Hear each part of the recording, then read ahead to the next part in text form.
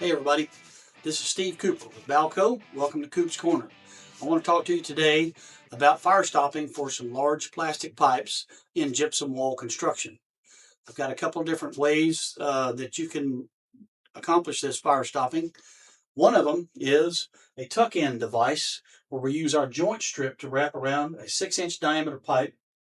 We can use 150 plus sealant to go around the outside edge of it. That's a WL2672 design.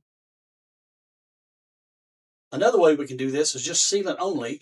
This is a 2-inch diameter CPVC pipe. This orange pipe is used for sprinkler pipe quite often.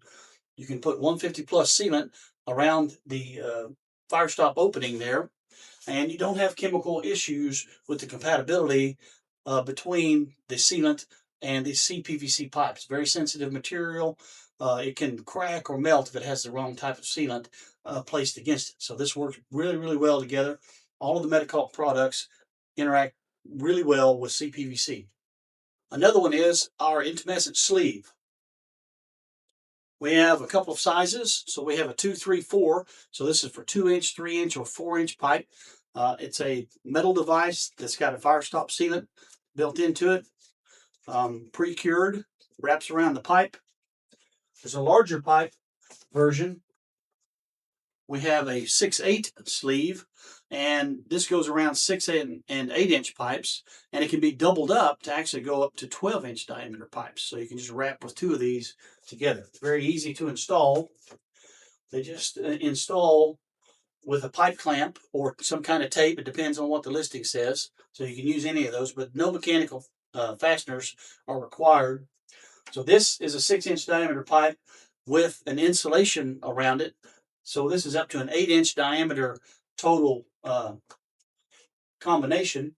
It uses the 6/8 sleeve with a pipe clamp and 150 plus sealant around the outside edge. So that's a WL5408 design. This last one, UL listed design, is a WL2894.